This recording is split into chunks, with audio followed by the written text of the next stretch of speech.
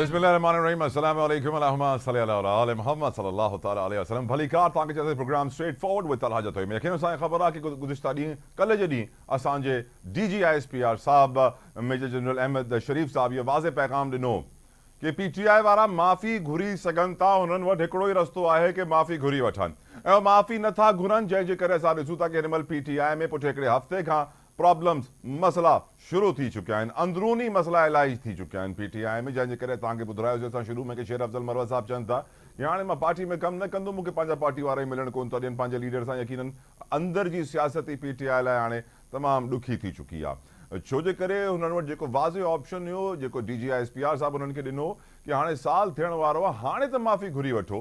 तव्हांजा एतिरे लीडरशिप असीरी में आहे, जेलनि में आहे, क़ैद पाबंद जी ज़िंदगी गुज़ारनि था, पर माफ़ी कोन था घुरनि, जंहिंजे जवाब में PTI जी जेतिरी बि लीडरशिप हुई सभिनीनि चयो कि असां माफ़ी न घुरंदासीं। असां माफ़ी छो घुरूं? चाहे उहो खोसा साहब हुजनि, चाहे ॿिया लीडर्स हुजनि, सभिनीनि चयो कि असां माफ़ी न घुरंदासीं। हे साईं गुणा जेके सदर आहिनि डॉक्टर आरिफ अलवी साहब, हुननि बि चई छॾियो कि माफ़ी हुनखे घुरणु घुरिजे जंहिं गुनाह कयो हुजे, जंहिं ग़लति कमु कयो हुजे। यकीनन अॼु जे दौर में जेको सियासी माहौल आहे, असां ॾिसूं था कि ऑपोज़िशन पार्टी जी तरफ़ां हिकिड़ी तहरीक थी हलाई वञे। तहरीक तहफ़ुज़ आइन जे हवाले सां हिकिड़ो सेमिनार थियो जंहिंमें सभु ऑपोज़िशन पार्टी अचकज़ई साहब हुजनि, PTI वारा हुजनि, ॿी जमातूं हुजनि, सभु ऑपोज़िशन जमातूं ते जमा थियूं ऐं उन ते ख़िताब बि कया, तक़रीरूं बि थियूं।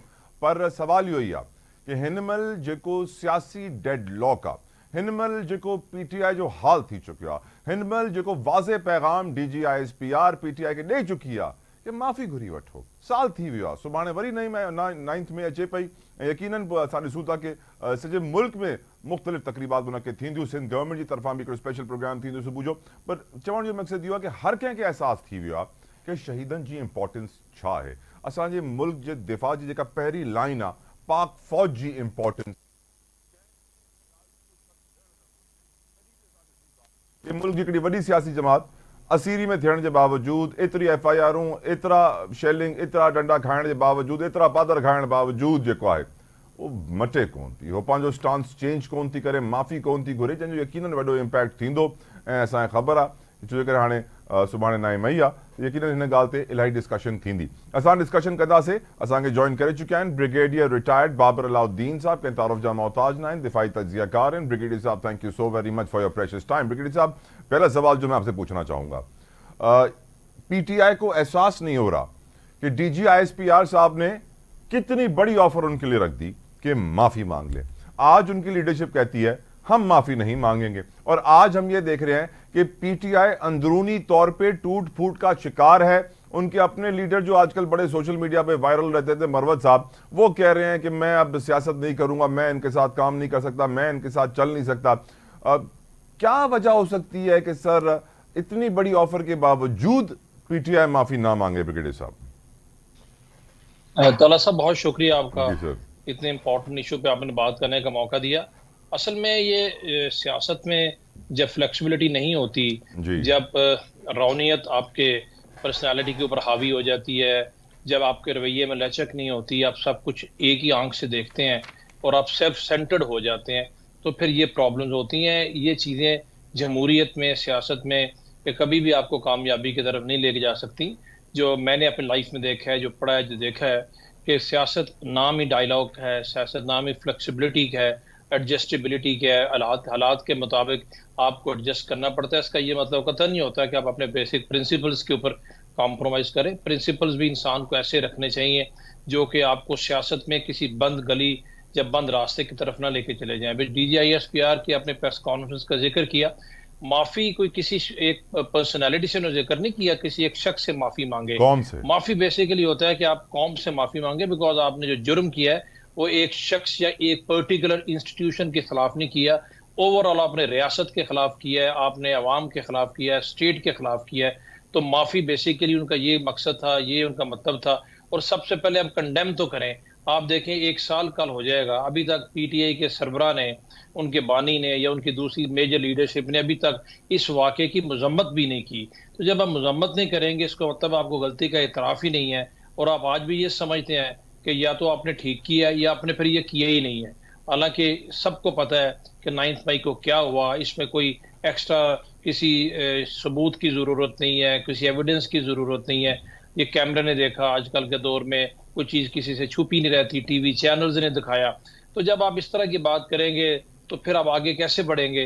फिर आपकी सियासत टूट-फूट का शिकार ही होगी। और ये मरवत साहब का आपने ज़िक्र किया, अंदर की सियासत यही होती है, जब एक बंदे को आप नॉमिनेट करते हैं, फिर चेंज करते हैं। पहले लीडर अपोजिशन किसी और को नॉमिनेट किया, फिर चेंज कर दिया, पब्लिक अकाउंट कमेटी का किसी और को किया, फिर उसको चेंज कर दिया। तीसरी दफ़ा नाम चेंज हो रहा है। पहले हम गौहर साहब का नाम सुन रहे थे, फिर मरवत साहब का नाम बीच में आ गया, और अभी जो है वो कहते हैं जी वकास अकरम का नाम उन्होंने फाइनल कर दिया। तो ये चीज़ें इसलिए होती हैं कि जब आप लोगों की बात नहीं सुनते, उनसे आप मशवरा नहीं करते, और मुख्तलिफ खबरों के ऊपर आप यकीन करके और अपनी ज़ात को आगे रख के तो पार्टी को चलाने की कोशिश करते हैं, तो डेफिनेटली फिर हर इंसान की कोई ना कोई ईगो तो होती है। फिर ये प्रॉब्लम जो आप देख रहे हैं, और मुझे लगता है अगर ये सियासत का इनका वतीरा यही रहा तो आगे जाके मजीद मुश्किलात और प्रॉब्लम इनके लिए पैदा हो सकती है। ब्रिगेडियर साहब, हम जानते हैं कि DGISPR साहब ने कल कहा था अपनी प्रेस कॉन्फ्रेंस में कि अगर जुडिशल कमीशन बनता है तो बिल्कुल बने। फिर वो 2014 का जो धरना था उसको भी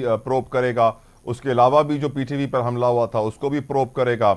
आज हम देख रहे हैं कि सर बानी PTI ने भी बयान दे दिया, अडियाला में उनकी मीडिया के मेंबरान से गुफ्तगू हुई तो वो कहते हैं कि बिल्कुल जुडिशल कमीशन बनना चाहिए, 2014 की इंक्वायरी के लिए भी तैयार हूं, मैं क्यों माफी मांगूं। तो सर क्या वजह है कि आर्मी चीफ की तरफ से जो तर्जुमान है हमारे पाक फौज की DGISPR, वो भी कह रहे हैं कि जुडिशल कमीशन बनना चाहिए।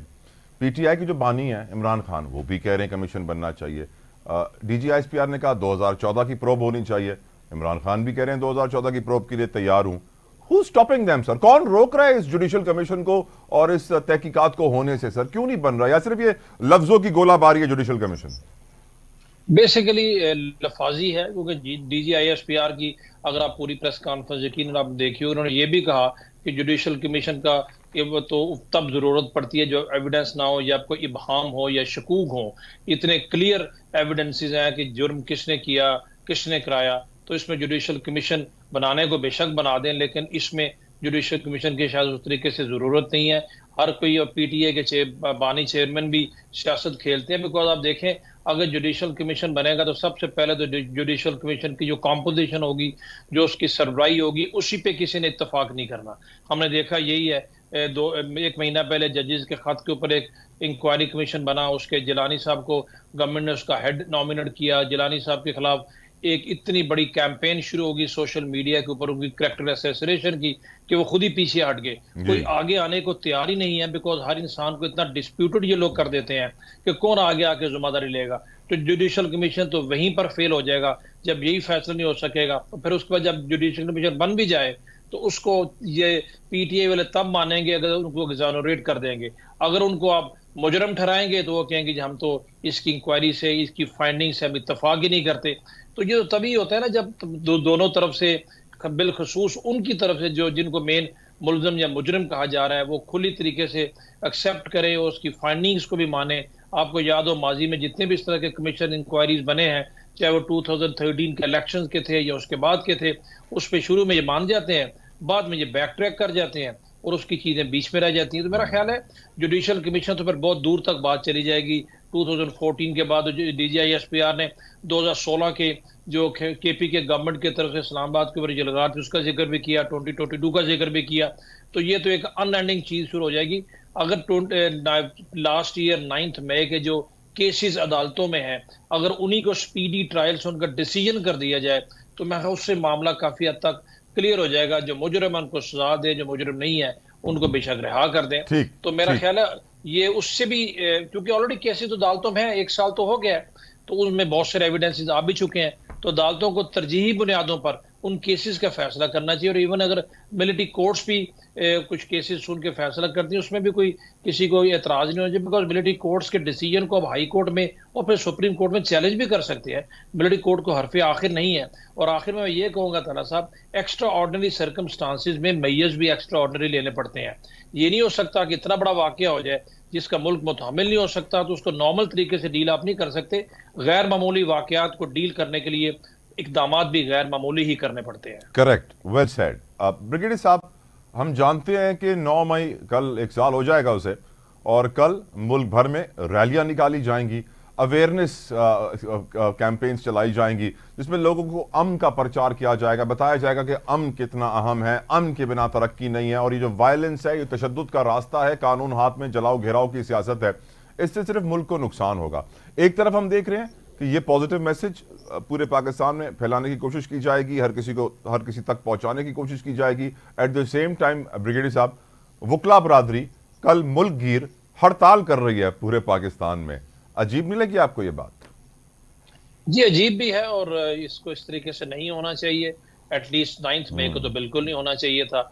वकला की कम्युनिटी एक ज़ाहिर है पढ़े लिखे लोग होते हैं, कानून से इनसे ज़्यादा कावरीन को, कानून को और आइन की अमलदारी को कौन जानता है। मैं तो यही एक्सपेक्ट भी करता हूँ, और हर कोई एक्सपेक्ट करता है, हर मुहब्बे वतन पाकिस्तानी, कि वकला तंजीमों को थोड़ा सा ज़्यादा आगे बढ़ के इस मौके के ऊपर यकजहती का मुजाहरा करना चाहिए। एहतजाज करना हर किसी का हक है, आइन और कानून के अंदर रहते हुए एहतजाज बिल्कुल राइट है, बुनियादी हक है। मे भी उसको डेफर कर दें, कल की बजाय 2 दिन बाद कर लें, जो भी उनके मुतालबात हैं उनके लिए। और आई होप कि जब भी वो एहतजाज करेंगे, कम अज़ कम वो कानून को हाथ में नहीं लेंगे, बिकॉज अनफॉर्चुनेटली हमारी हिस्ट्री रही है कि जहाँ की भी लॉयर्स की तरफ से भी कोई एहतजाज होता है तो उसमें भी वायलेंस आ जाती है। आज भी बड़ा वायलेंस हुआ है लाहौर में सर, बड़े डंडे चले हैं, बड़े आंसू गैस के शेल चले हैं सर।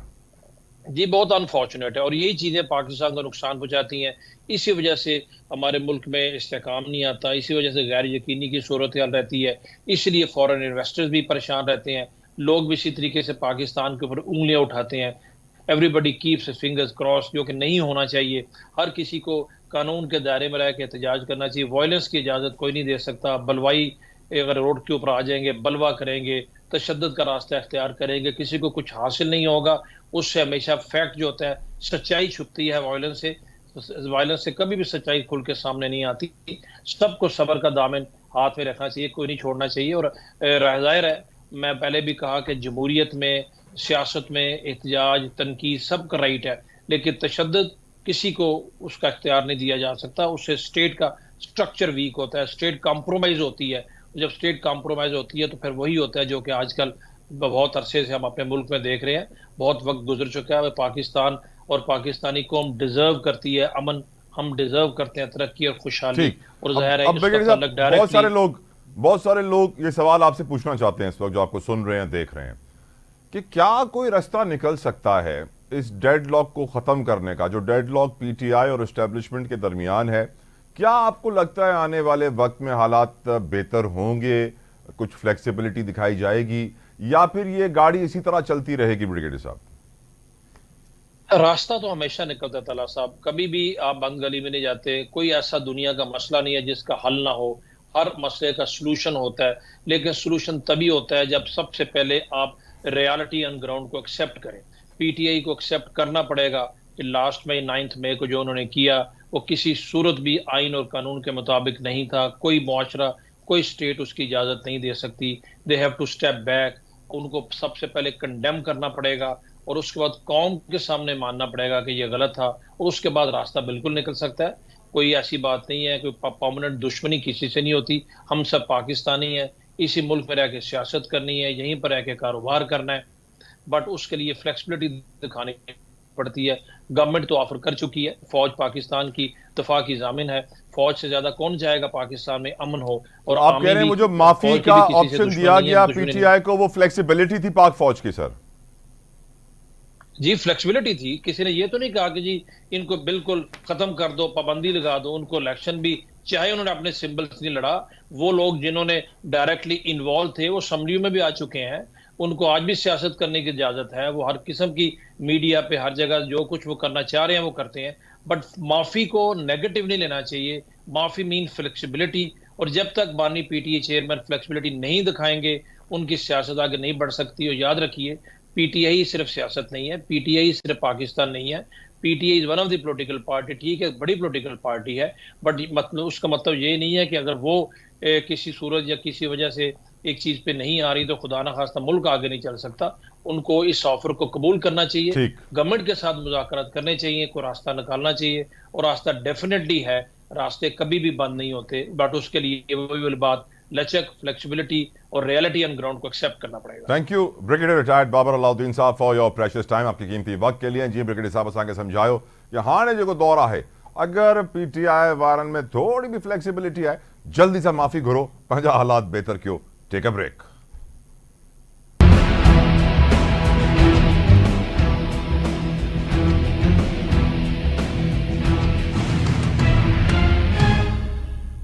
Welcome back. हिकिड़े पासे असां ॾिसूं था कि पूरी क़ौम ऐं जेतिरा बि इंटेलेक्चुअल्स आहिनि, अक़लमंद माण्हू आहिनि, PTI खे चवनि था कि तव्हां माफ़ी घुरी वठो, ॻाल्हि ख़तमु कयो, वधाइण जी ज़रूरत न आहे, तव्हां जेलनि में आहियो, क़ैद आहियो, 200-300 तव्हां ते FIRूं आहिनि, तव्हां आहियो, शाह महमूद कुरैशी आहे, चौधरी परवेज़ इलाही आहिनि, ॿिया बि आहिनि, पर PTI मञण लाइ तयारु न आहे। इमरान ख़ान हुजे, ॿिया हुननि जा अॻवान हुजनि, सभिनीनि चयो आहे कि असां माफ़ी न घुरंदासीं।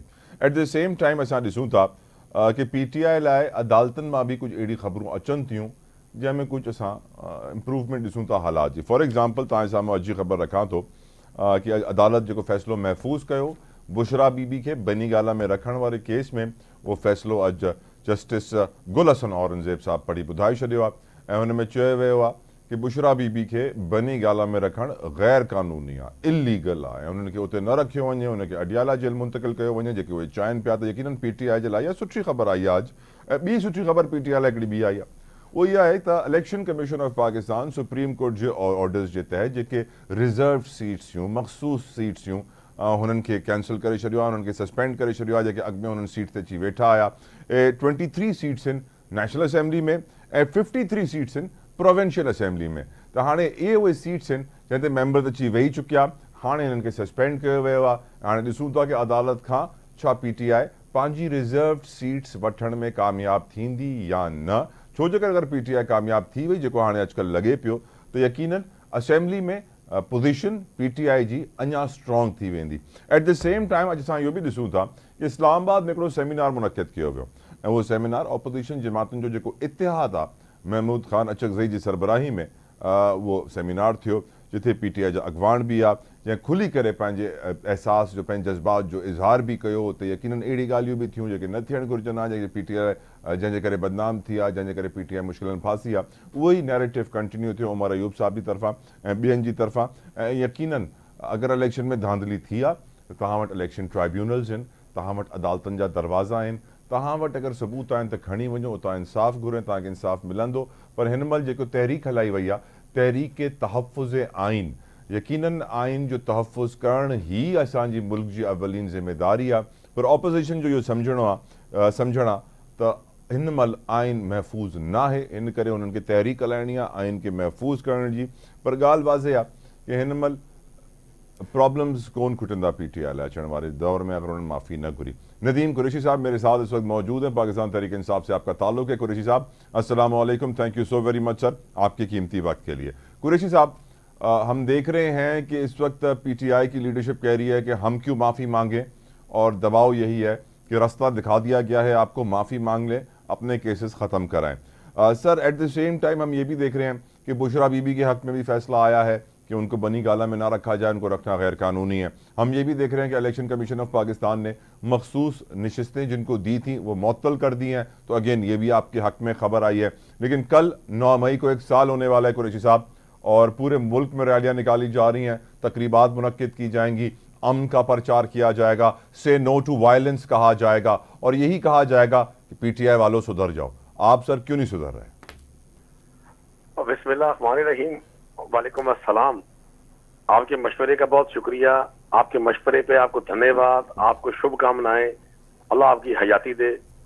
लेकिन मैं आपको गुजारिश करूं, PTI वाले उतने ही मुहिब वतन है जितना कोई भी और शख्स है। अगर वायलेंस कहीं हुआ है वो 8 फरवरी के पाकिस्तान के करोड़ों वोटों के अगेंस्ट वायलेंस हुआ है। अगर वायलेंस कहीं हुआ है तो नताइज को तब्दील करके जो पाकिस्तान का आइन कहता है कि हर फर्द को ये हक है कि वो अपने हुक्मरान मुंतखब करे, उस फर्द के उस हक के साथ वायलेंस हुआ है। पाकिस्तान तहरीक इंसाफ आज भी उसी मौक़िफ़ पे है कि अगर इस तरह का अफसोसनाक वाक़या हुआ, बहुत तकलीफ दे वाक़या है।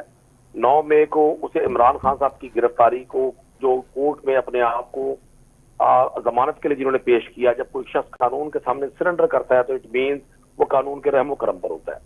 उनकी वहां से हाई कोर्ट के अंदर से गिरफ्तारी, ये भी बड़ी अफसोसनाक। उसके बाद जो पब्लिक एजिटेशन हुई और उसमें जो वाकयात हुए वो भी इंतहाई अफसोसनाक।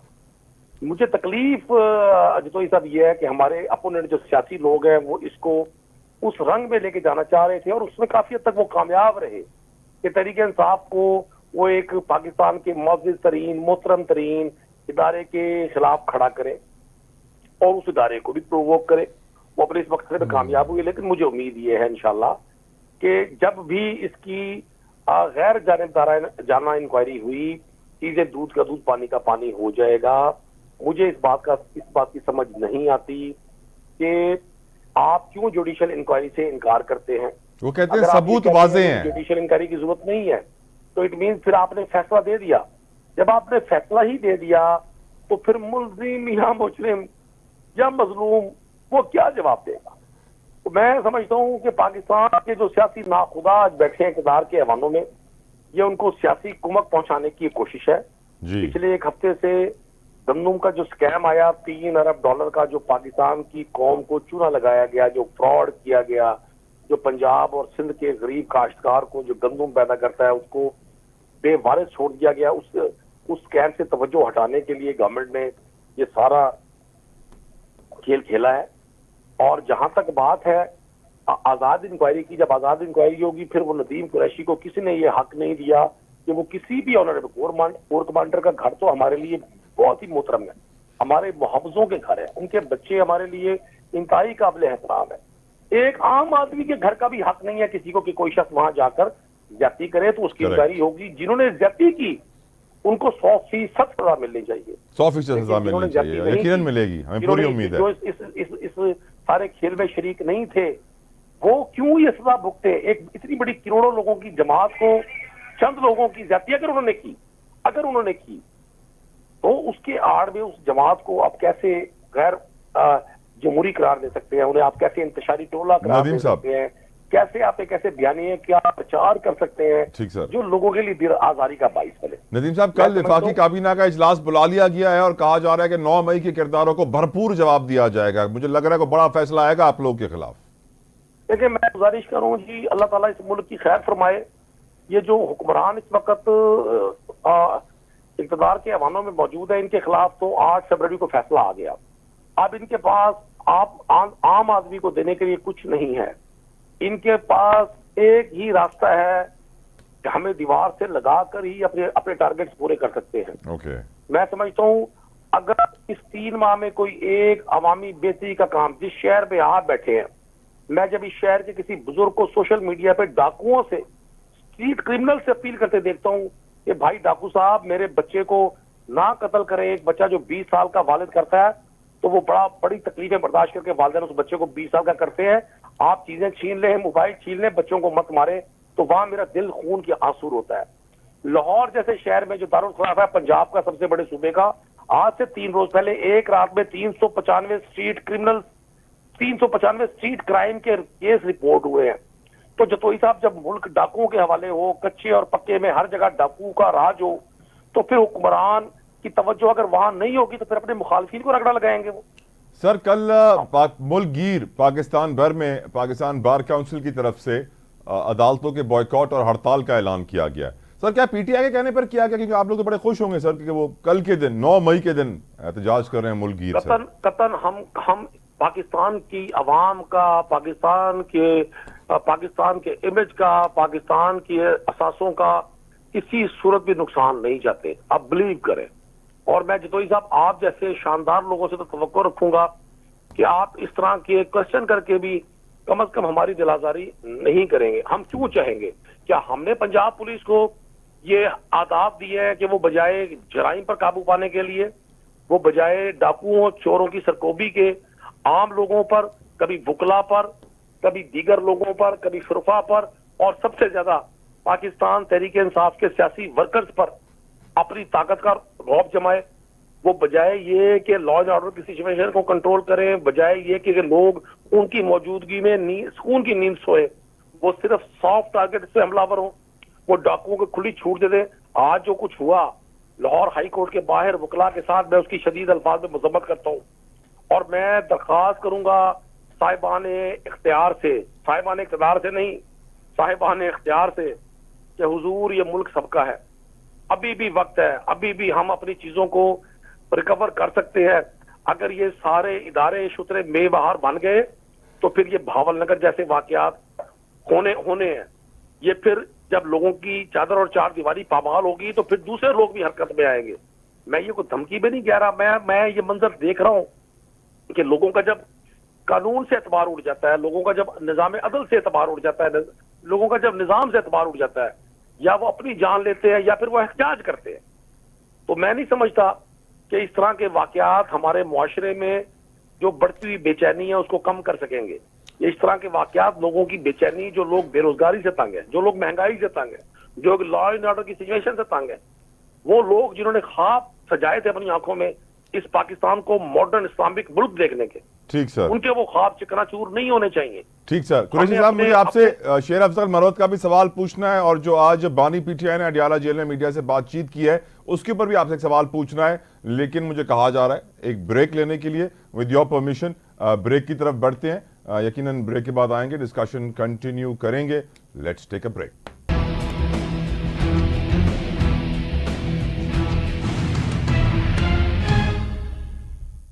Welcome back. अंग्रेजी जो हिकिड़ो वॾो मशहूर मुहावरो आहे, everything that goes up must come down, ऐं शेर अफजल मरवत पीटीआई जा लीडर आहिनि, हुननि लाइ बि माण्हू इहो ई था चवनि। डिस्कशन कंदासीं नदीम कुरैशी साहब सां गॾु। कुरैशी साहब कहते हैं कि everything that goes up must come down. शेर अफजल मरवत साहब ने बहुत जल्दी पीटीआई में बहुत ज्यादा तरक्की की और आज वो कहते हैं कि मेरी टांगे खींचने वाले पार्टी के अंदर बहुत हैं, मुझे बानी पीटीआई से मिलने नहीं दिया जा रहा, मैं इनके साथ काम नहीं करूंगा।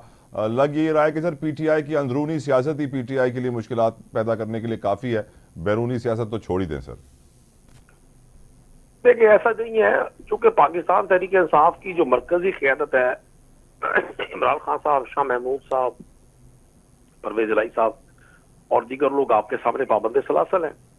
जतोई साहब, आप और मैं जब आजादी से गुफ्तगू कर रहे हैं, राय सुन रहे हैं, राय दे रहे हैं, आपकी हमारी जिंदगी में और उस शख्स की जिंदगी में जो जेल की सलाखों के पीछे बड़ा फर्क है। जी हाँ, इसमें कोई शक नहीं है, ये मसाइल हैं। और शेर अफजल मरवत जैसे लोग सियासी जमातों का असासा होते हैं, बड़े अरसे के बाद इस तरह के डेडिकेटेड लोग पार्टियों का हिस्सा बनते हैं, वरना सियासी जमातों पे तो बहुत सारे घुसपैठिए वो काबिज होते हैं जो इक़्तिदार के परिंदे होते हैं। इक़्तिदार आता है तो वो आ जाते हैं, इक़्तिदार खत्म होता है तो वो चले जाते हैं। मैं नहीं समझता कि पाकिस्तान तहरीक इंसाफ का कोई वर्कर भी शेर अफजल मरवत साहब की उस बहादुरी की, उस जुर्रतमंदी की दास्तान को अपने दिल में नहीं रखता जो उन्होंने गुज़श्ता 6, 7, 8 माह के दौरान की। और मुझे अफसुर्दगी है इस बात की कि उनका नाम एक कमेटी के लिए आया, फाइनल हुआ और उसके बाद उस पर डिबेट शुरू कर दी गई। हालांकि हमारा ये तय है कि हम मीडिया पे इस हवाले से बात नहीं करेंगे, लेकिन मुझे अपनी अफसुर्दगी का इजहार करना है। मैं इमरान खान को अपना लीडर मानता हूँ इस जमात में, बाकी मैं किसी शख्स को इसलिए नहीं मानता कि जो लोग एक कीमती आदमी को जाया करने में अपना रोल प्ले करें, वो लीडर नहीं होते, वो सिर्फ सियासतदान होते हैं। तो बहरहाल ये हमारा इशू है, अल्लाह ताला करम फरमाए। लेकिन मैं शेर अफजल मरवत साहब की जैसे लोगों के लिए ये समझता हूँ कि उनको हिम्मत नहीं हारनी चाहिए। ये हमारा उस तहरीक इंसाफ का अलमिया नहीं है, ये सारी ही पोलिटिकल पार्टीज में है। तहरीक इंसाफ में निस्बतन कम है, लेकिन चूंकि अब यहाँ बहुत सारे ऐसे लोग लीडरशिप में आ गए हैं, मरकजी लीडरशिप की जेल में जाने की सूरत में, जिन्होंने कभी तस्वुर भी नहीं किया कि वो लेवल की पॉलिटिक्स करेंगे। तो फिर जिस तरह से जो सोर्स ऑफ इंफॉर्मेशन उनके पास होता है वो चेयरमैन साहब से डिस्कस करते हैं। अब वो उनको पता है, अल्लाह को पता है, या चेयरमैन को पता है वो क्या माहौल बनाते हैं, क्या बाहर की चीजें वहाँ इनपुट देते हैं, किस तरह से वो उस केस की एडवोकेसी करते हैं, वो जानते हैं। Right sir. मैं बहरहाल अफसुर्दा हूँ, शेर अफजल मरवत जैसे कीमती लोगों को किसी सूरत का डिसहार्ट होना चाहिए और ना उनको डिसहार्ट किसी को करना चाहिए। सर, आज बानी पीटीआई की अडियाला जेल में मीडिया से बातचीत हुई है जिसके अंदर बहुत इंपॉर्टेंट बातें उन्होंने कही हैं। उन्होंने कहा है कि 2014 के धरने की इंक्वायरी होनी चाहिए, उसके लिए तैयार हूं, मुझे खुशी होगी अगर मुझे इंक्वायरी कमेटी में पेश किया जाएगा। लेकिन इससे ज़्यादा ज़रूरी बात जो मेरी नज़र में उन्होंने की है, वो फरमाते हैं कि मेरा आधा ख़ानदान फ़ौज और आधा ख़ानदान ब्यूरोक्रेट है, फ़ौज हमारी है और हमें फ़ौज से कोई मसला नहीं है। 9 मई वाक़यात का मुझे उस वक्त पता चला जब मुझे सुप्रीम कोर्ट में पेश किया गया। 9 मई वाक़यात की चीफ जस्टिस उमर अता बंदियाल के सामने मजम्मत कर चुका हूँ। खुदा के वास्ते फ़ौज को सियासत में ना घसीटे, हमने अपनी 27 साल की तारीख में कभी जलाओ घिराव नहीं किया। सर, ये वो बयान है जो मेरे ख्याल से इनडायरेक्टली एक माफ़ी ही है लेकिन इस पे माफी मिल नहीं रही है। आपको क्या लगता है कि सर क्या वजह है कि इस बयान को हाईलाइट नहीं किया जाता सर? मैं आपको एक गुजारिश करूं, खान साहब आप नहीं, बारहा इस बात का इजहार कर चुके हैं, उनका ये मौकिफ हर मुहिब्बे वतन पाकिस्तानी के लम्बे है। लेकिन जतोई साहब ये है कि जो लोग साहिबान इक़्तिदार हैं, उनके पास इमरान खान को, उनकी पॉपुलैरिटी को, पाकिस्तान की उस नौजवान आबादी को जो इस सिस्टम की बागी है, जो इन साहिबान इक़्तिदार से अब नफरत की हद तक चिड़ी हुई है, उनको मरूब करने का एक ही तरीका है कि इमरान खान को और उनके साथियों को गद्दार वतन करार दिया जाए, उनको एंटी स्टेट एलिमेंट करार दिया जाए, उन पर हर वो झूठा बोतान लगाया जाए जो लोग नहीं मानते। आपने बड़ा अच्छा एक पॉइंट रेज किया, मुझे खुशी है कि पाकिस्तान में कोई एक शख्स ऐसा है जिसने खान साहब के इस बयान को मीडिया की जीनत बनाया। अदरवाइज तो जितने इस वक्त प्रोग्राम चैनल पे चल रहे हैं, उन सबको देख के तो लगता है हमें सबको सुबह खुदकुशी करनी चाहिए। हमें ना जिंदा रहने का हक है, ना हमें पाकिस्तान में सांस लेने का हक होना चाहिए। इन पाकिस्तान की गुर्बत के, पाकिस्तान की जीडीपी के गिरने के, पाकिस्तान के इकोनॉमिकल क्राइसिस के, पाकिस्तान के इमेज के जितने इश्यूज हैं, उन सब के जिम्मेदार अगर कोई है तो वो तहरीक इंसाफ के लोग हैं। और कल सर 9 मई है, कल 9 मई है कुरैशी साहब, डोंट यू थिंक कि पीटीआई के ऊपर इस वक्त बड़ी जिम्मेदारी है कि वो 9 मई का जो मैसेज है, जो आज हम देख रहे हैं कि इमरान खान ने बातें की जेल में सर, ये जो आज हाईलाइट नहीं हो रही हैं, इस मैसेज को हाईलाइट किया जाए, तकरीबात का इनेकाद किया जाए, रैलियां निकाली जाए, क्या कर रही है सर पीटीआई कल सर? देखिए, हमारी अगर हमने रैलीज मुनक्किद कर रही हैं, लेकिन वो रैलीज कोई एंटी खुदा ना खास्ता फौज नहीं है, वो बिल्कुल हम इसका बारहा ऐलान भी कर रहे हैं और इसका इजहार भी कर रहे हैं कि हम पाकिस्तान से उतना ही प्यार करते हैं जितना कोई और करता है। हमारा अब मुकाबला जिन सियासी ताकतों से है,